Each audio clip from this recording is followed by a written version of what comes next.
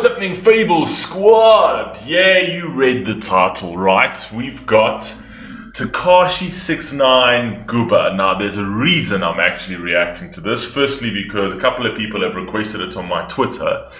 And I actually have something to say about this. So I thought, well, let me fucking do it. I've already listened to the song, okay? I've already heard the song. And let me tell you straight off the bat, this intro part, this over here, this shark,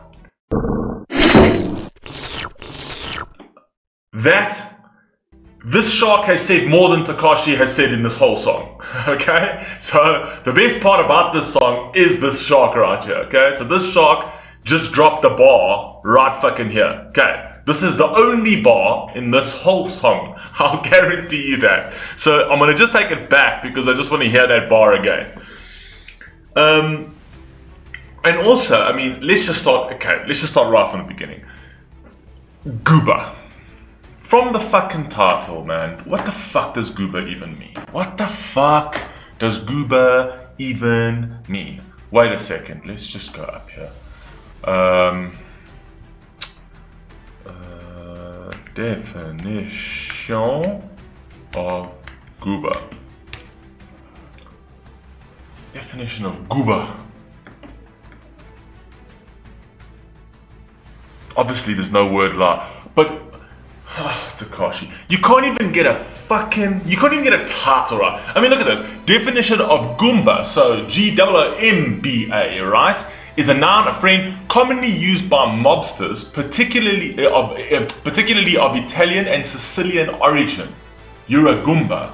Now, if you really wanted to be clever, Tekashi 6IX9INE, there's your fucking title, Goomba. It fits into your narrative, it fits into your style, it fits into your mob-like antics, you know what I mean? At least do a little bit of research, you know what I mean? And you could have come up with that. So you can't even get a title right. Again, the shark did a better job than anybody in this actual song.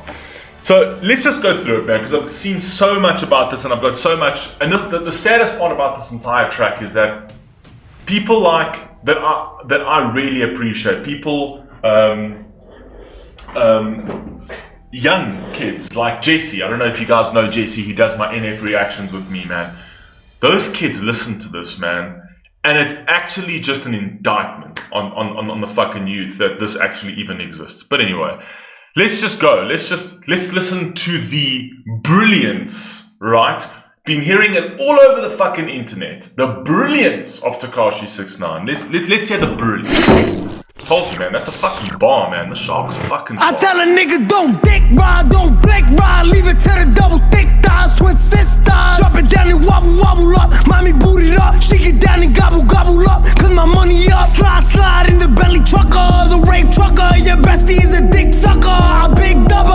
Assalamu alaikum, you big hater. You nothing but a hater, hater. Cloud chaser. Now we catch him at the chicken spot, up a couple chops. Pop that nigga with 100 shots.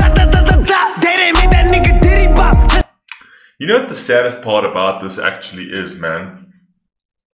The saddest part about this, I'm just saying from a marketing perspective, because I am in marketing, is that from a marketing perspective, this is actually really well done, right? But from a human perspective, this is such a travesty. Because you know who's going to want to wear this merch? You know who's going to want to wear the tracksuit pants with this shark on it and whatever else? Young kids. Young kids are going to ask their parents, I want that tracksuit thing with the shark on it.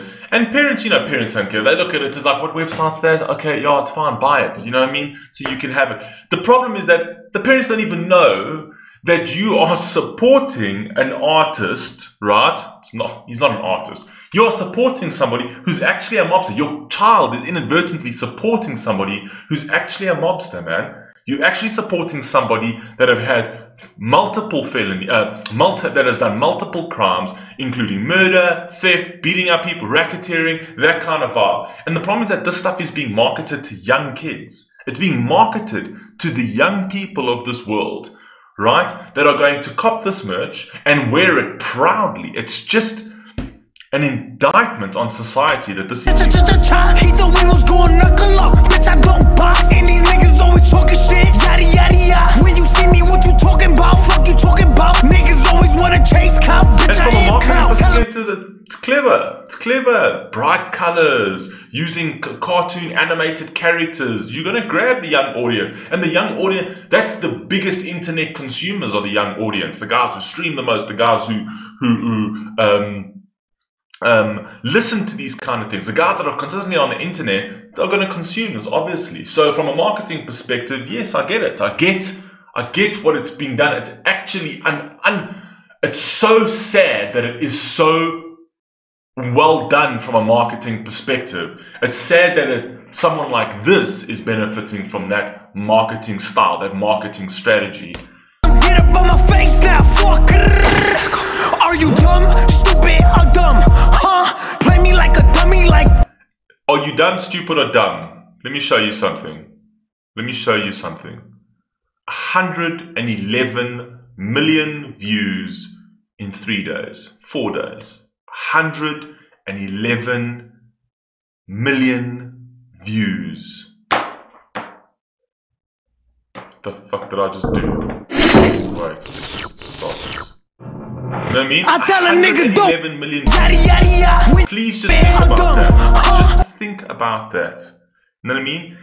And the saddest part about this is it just goes to show that the majority of society don't give a fuck about morality, don't give a fuck about integrity. They don't give a fuck about, you know, actually supporting an artist that does something for the world.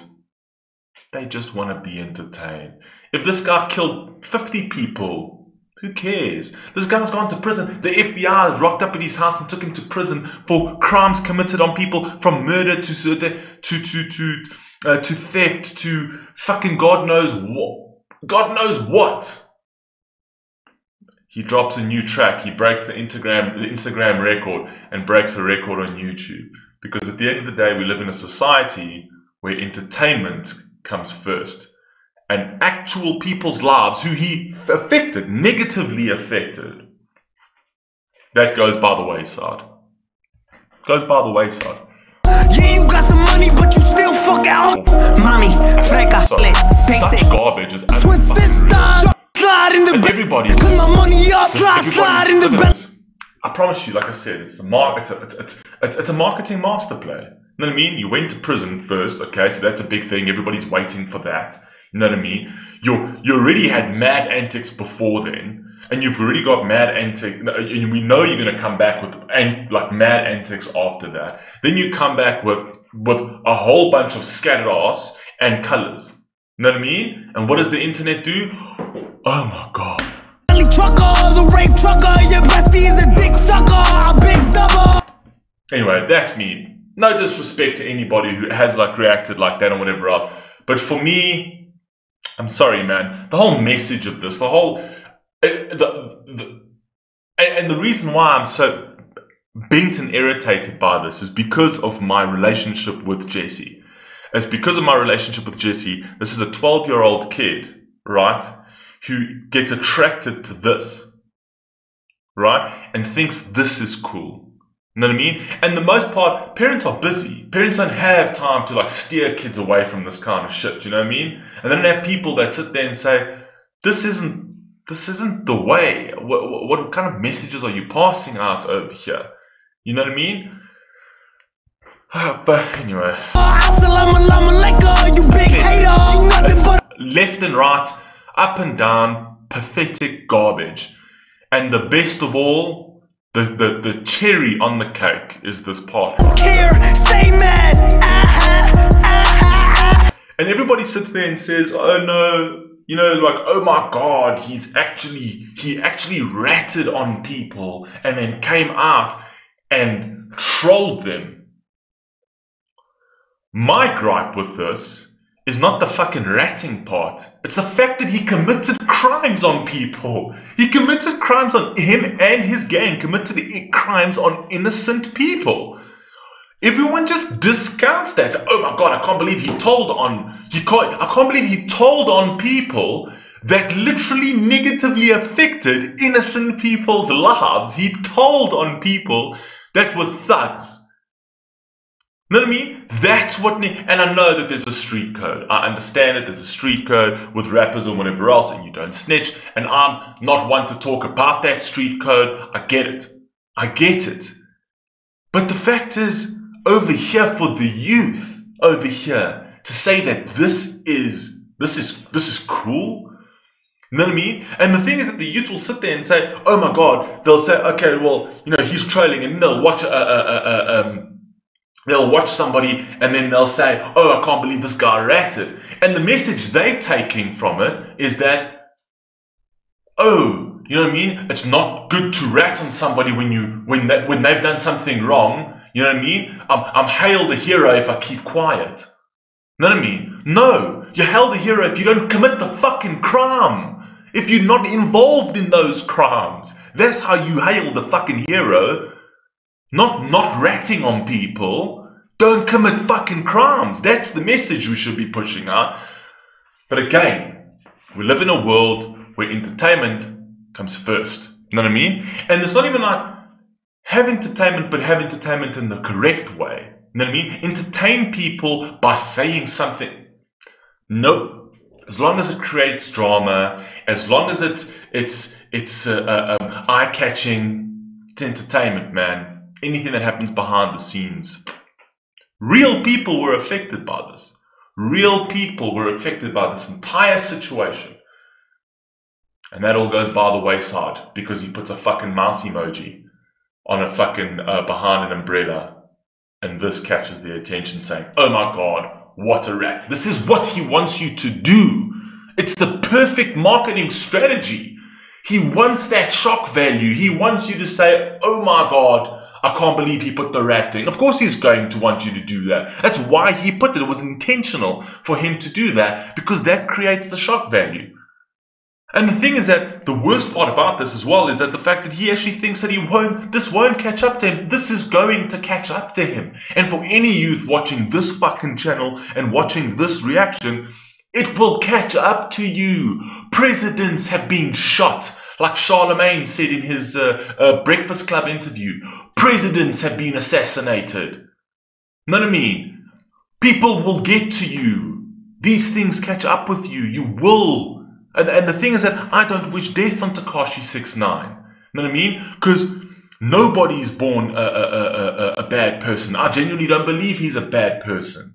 You know what I mean? I don't believe he wants to be a bad person. I believe he is a bad person, but I don't believe he wants to be a bad person. I just think that he just got caught up so far that he now just can't get out of it and he's rolling with it. This is no life for nobody. For nobody. You're flexing on your live. You're flexing about fucking watches and women and cars. You can't spend or use that shit. You're bouncing from house to house. Because you can't live in the free world. What does that matter anymore? Who cares about your $1 million watch? No one gives a shit about that. You are living a life that you got to keep running away from everything. Who cares how many cars you fucking have? Who cares how many watches you fucking have? It's no life. It's no life. This is behind the scenes type life that the youth is consuming by the hundreds of millions. Look at these numbers, the hundreds of millions. While you're getting artists who are actually changing people's lives, getting a couple of hundred views. Bitch, I'm laughing 'cause you big messy.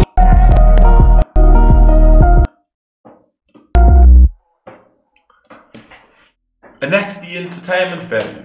And you know what the thing is?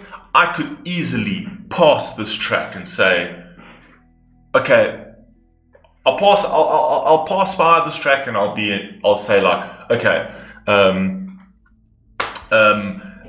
you know, it's an artist trying to create like music for the youth and whatever else, but not from someone like this, man. Not from somebody like this who creates an atmosphere, an ecosystem of controversy around his music in order for him to get noticed. And the only reason his music gets this recognition is because of the image he's putting out there to the world. The kids don't like his music. The kids like his persona. The kids like who he is. The kids like this gangster vibe. They like this gangster style. This not give a fuck, fuck you kind of thing type vibe. Essentially, and the saddest part about this is what they don't actually see. What they don't actually see is the behind the scenes, because right here you're seeing the tough guy. You're seeing the tough guy, but in the courtroom they don't show you that. They don't show you the tough guy there. They show you somebody who's very human, who's very scared to go to prison for the things that he's done. That's the real Tekashi 6ix9ine. You know what I mean? The guy who's actually very scared to go to prison.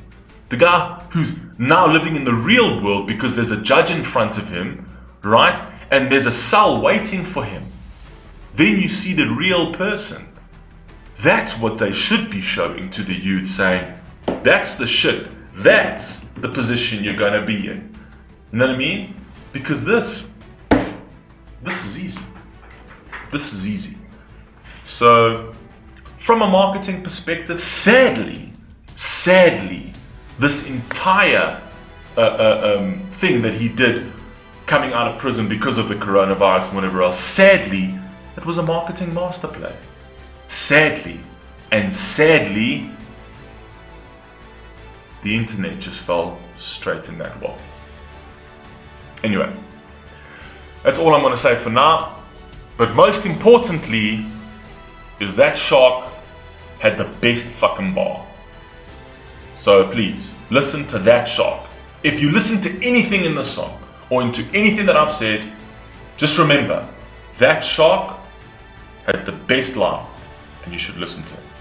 Love you all, man. Peace.